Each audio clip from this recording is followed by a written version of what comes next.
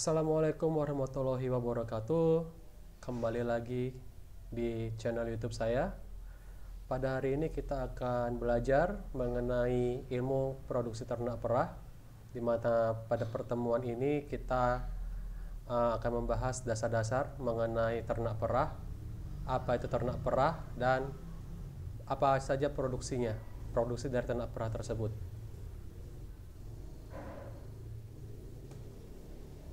Produk dari ternak perah adalah susu.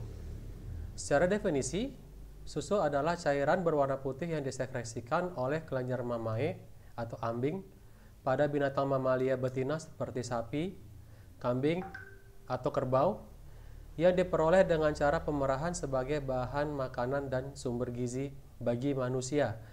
Jadi susu itu adalah cairan ya berwarna putih yang mengandung nilai nutrisi yang tinggi, berasal dari kelenjar mamae atau ambing pada binatang mamalia.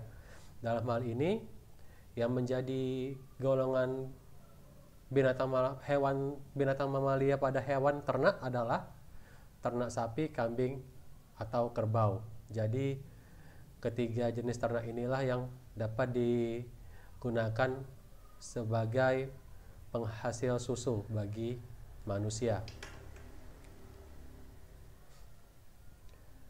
Jenis-jenis susu ada macam-macam ya. Bisa dilihat di sini ada susu segar, susu murni, susu pasteurisasi, susu UHT, susu bubuk, lalu ada juga susu kental. Jadi ada banyak jenisnya. Sekarang kita akan pelajari apa saja yang bisa membedakan antara susu itu semua. Yang pertama adalah susu segar atau fresh milk. Susu segar adalah air susu dari suatu hasil peternakan yang tidak dikurangi atau ditambahkan bahan apapun yang diperoleh dari pemerahan sapi yang sehat. Jadi apabila kita melakukan pemerahan pada sapi betina yang sedang laktasi ya tentunya, itu susu yang keluar dari kelenjar mamae tadi atau dari ambingnya itu masih dalam kategori susu segar.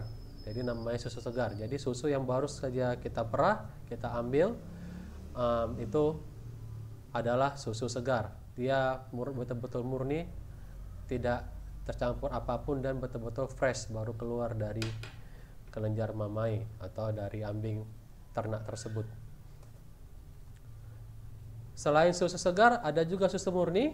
Susu murni adalah susu mentah, merupakan susu yang belum mendapatkan proses pengolahan.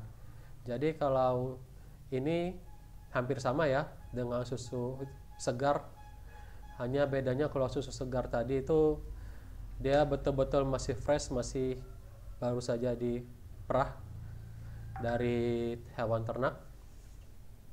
Susu murni sangat mudah rusak dan tidak tahan lama disimpan kecuali setelah mendapatkan perlakuan khusus. Jadi karena belum ada pengolahan apapun dan seperti kita tahu bahwa susu itu adalah produk yang mudah sekali rusak oleh beberapa faktor, dia tidak tahan lama. Jadi karena ini masih murni, belum ada pengolahan, susu tersebut lebih cepat rusak. Kontaminasi bakteri yang terdapat pada udara, peralatan pemerahan, kebersihan kandang sangat berpengaruh terhadap cemaran dari mikroba. Jadi tantangan dari peternakan perah ini terutama pada produk susunya adalah cemaran mikroba. Jadi semakin sedikit cemaran mikroba, bakteri dan lain sebagainya itu terhadap susu, tentu semakin tinggi kontaminasinya akan membuat kualitasnya menjadi rendah. Jadi itu sebabnya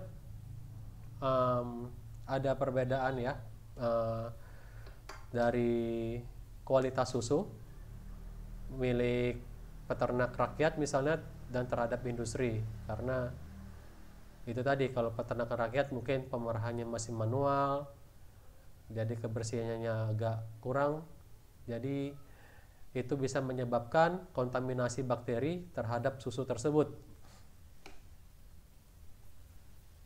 Jadi kontaminasi tadi bisa terdapat dari udara.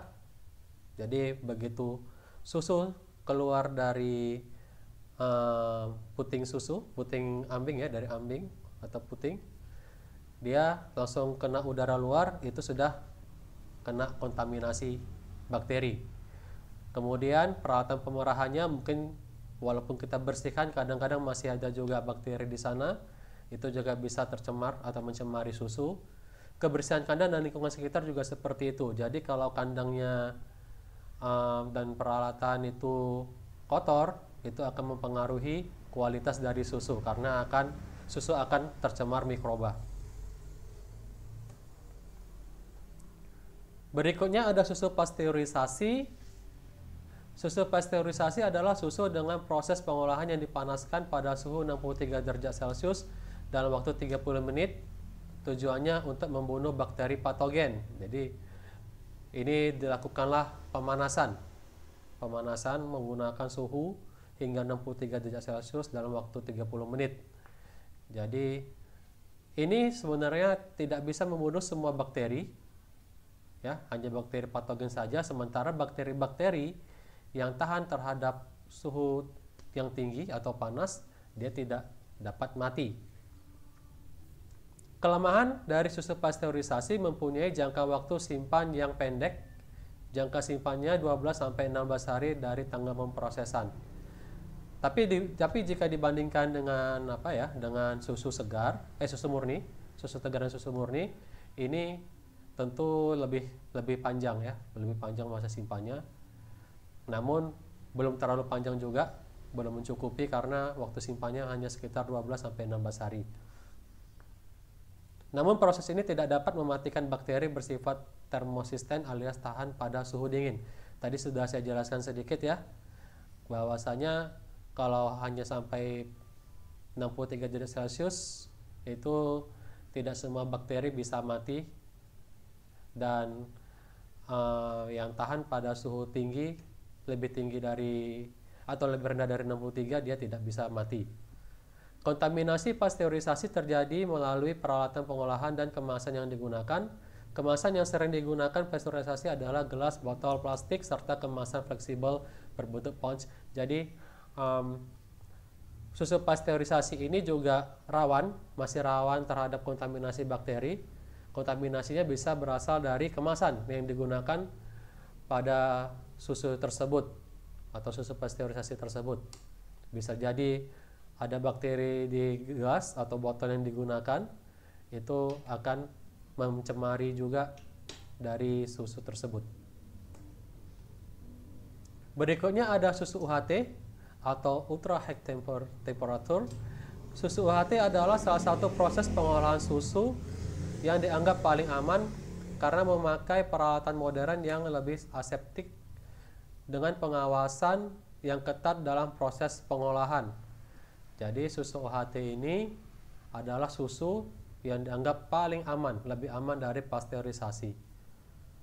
Karena dia lebih menggunakan teknologi yang lebih tinggi ya, lebih modern, yang aseptis, yang steril, dengan pengawasan ketat dalam proses pengolahannya. Jadi proses pengolahannya pun cukup ketat dan diawasi dengan baik, sehingga terjadinya kerusakan yang diakibatkan bakteri dan lain sebagainya bisa diminimalisir.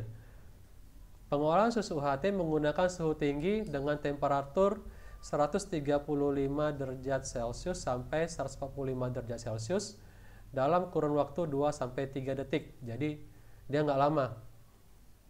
Dia lebih tinggi ya daripada susu pasteurisasi tadi. Ini kalau susu UHT dia dipanaskan sampai suhu 135 sampai 145 derajat Celcius. Dan dia hanya dilakukan selama 2-3 detik karena apabila terlalu lama dikhawatirkan pemanasan ini justru akan merusak kandungan gizi dari susu tersebut, sehingga kandungan nutrisinya menjadi rendah.